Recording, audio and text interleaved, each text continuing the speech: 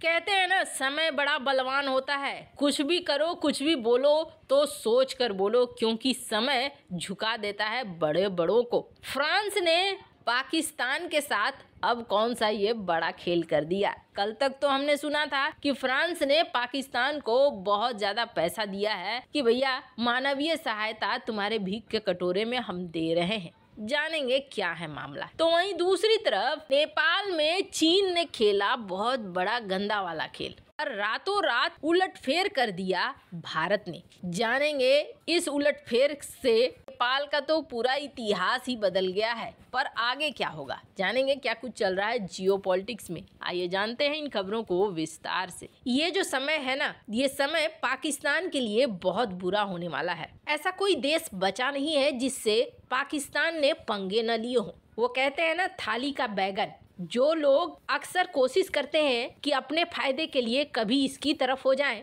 कभी उसकी तरफ हो जाएं, वो लोग एक समय आता है जब किसी के तरफ के नहीं रह जाते हैं। यही हाल हुआ है पाकिस्तान के साथ। एक तरफ पाकिस्तान रूस से गेहूं मंगा रहा है, दूसरी तरफ रूस के दुश्मन को गोला बारूद बमबारी दे रहा है। तो वहीं एक तरफ यूरोप से जीएसपी प्लस का स्टेटस ले रहा था, तो वहीं दूसरी तरफ फ्रांस के राष्ट्रपति को गालियां दे रहा था। दुनिया में मूर्ख नहीं बैठे हैं, तो हमेशा तुम्हारे हिसाब से ही चले। ऐसा ही पाकिस्तान ने अमेरिका के साथ भी किया। अमेरिका की मदद ली, रूस को खदेड़ा अफगानिस्तान से, और फिर अमेरिका की ही मदद ली और अमेरिका को खदेड़ दिया अफगानिस्तान से। अब हालात ऐसे हो गए हैं कि आप सोचिए, कोई देश दुनिया भर में भीख मांगने को निकलता है। इतने बड़े बड़े दिग्गज देश हैं और वो देश मात्र भीख के नाम पर 9 बिलियन डॉलर देते हैं। पाकिस्तान को 30 बिलियन से ज्यादा की जरूरत है। इस 9 बिलियन डॉलर में भी फ्रांस को लगा मौका और फ्रांस ने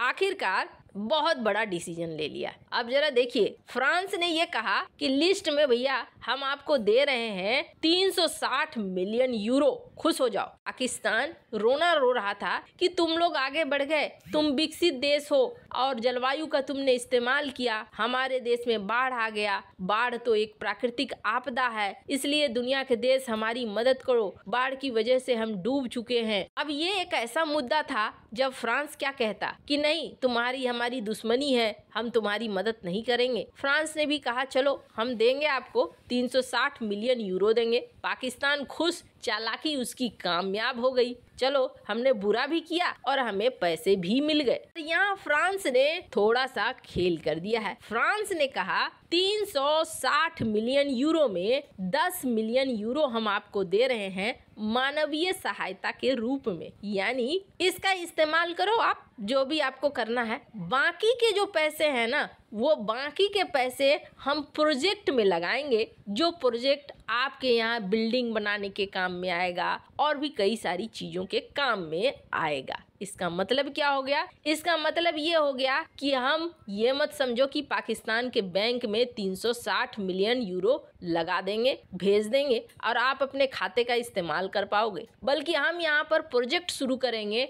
प्रोजेक्ट कब शुरू होगा, इंस्टॉलमेंट में कब पैसे आएंगे, ये तो भविष्य ही बताएगा। हालांकि फ्रांस के खेल से थोड़ा सा पाकिस्तान को झटका तो जरूर लगा होगा, क्योंकि अब झटके खाने की आदत हो गई है, तो ये झटके छोटे छोटे ही लगेंगे। पर फ्रांस ही नहीं, सऊदी अरब ने भी अब इसी तरीके का पाकिस्तान को झटका दिया है। वो भी ये कह रहा है कि लगाने को तो हम 5 नहीं 10 बिलियन डॉलर दे दें, लेकिन ये 10 बिलियन डॉलर हम देंगे तो हम यहाँ इन्वेस्टमेंट के तौर पर देंगे। अब इन्वेस्टमेंट ना बड़ा खतरनाक वर्ड होता है। जब तक ये इन्वेस्टमेंट पूरी तरीके से आ न जाए, जब तक आपकी बिल्डिंग्स बन न जाए, तब तक कोई गारंटी नहीं रहती है कि इन्वेस्टमेंट बीच में रुक गया या फिर पूरा हुआ। खैर, पाकिस्तान के साथ तो ये होना ही चाहिए था। पर वहीं दूसरी तरफ नेपाल में एक बड़ा खेल हो गया है। रातों रात इतने बड़े खेल की उम्मीद बिल्कुल भी नहीं थी। अब जरा सोचिए, कल का दिन नेपाल के इतिहास का सबसे बड़ा दिन हो गया।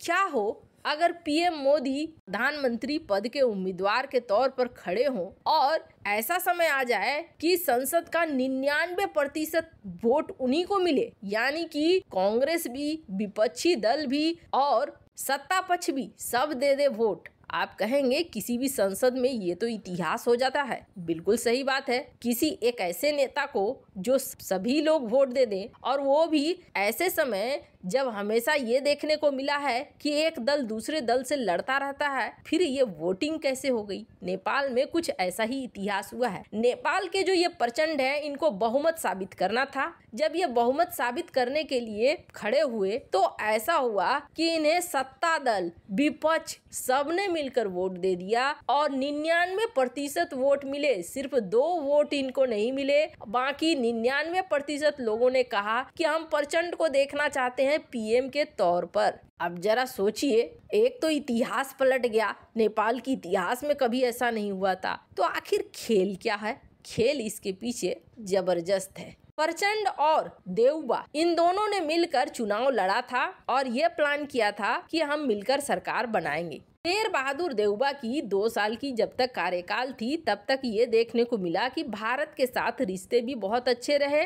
चीन के ऊपर शिकंजा भी कसा जाने लगा। चीन को ये चीज तो बिल्कुल बर्दाश्त नहीं थी। नेपाल में हर हाल में चीन चाहता था कि किसी न किसी तरीके से कब्जा हो कम्युनिस्ट का, और कब्जा होगा तो फिर चाइना की यहाँ पर मांग मानी जाएगी, चाइना की बात मानी जाएगी। अब हुआ ये कि प्रचंड एक ऐसे शख्स थे जो दोनों के बीच में बैलेंस रखते हैं, चाइना के बीच में भी, भारत के बीच में। पहले तो ये पूरे चीन के समर्थक माने जाते थे, पर बाद में थोड़ा बदलाव देखने को मिला। अब स्थिति ऐसी हो गई है, चुनाव तो लड़ लिया, 32 सीट लेकर आए प्रचंड, वहीं 89 सीट लेकर आए नेपाली कांग्रेस यानी शेर बहादुर देउबा, पर दोनों के बीच अनबन हो गई।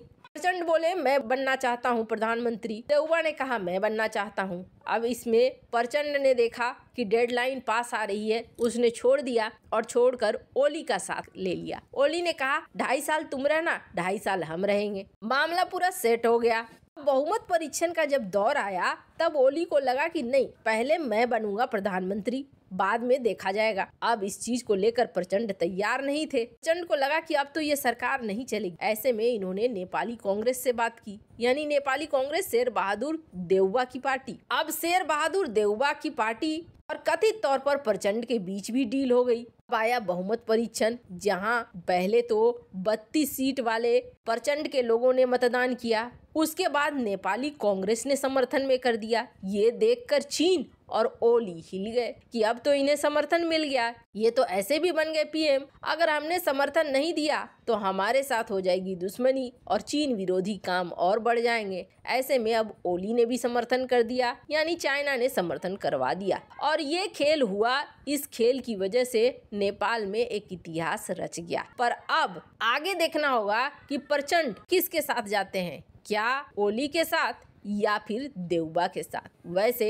इन सब मामले में आपकी क्या राय है, कमेंट कर जरूर बताएं। जल्द मिलते हैं अगले वीडियो में नई खबर के साथ।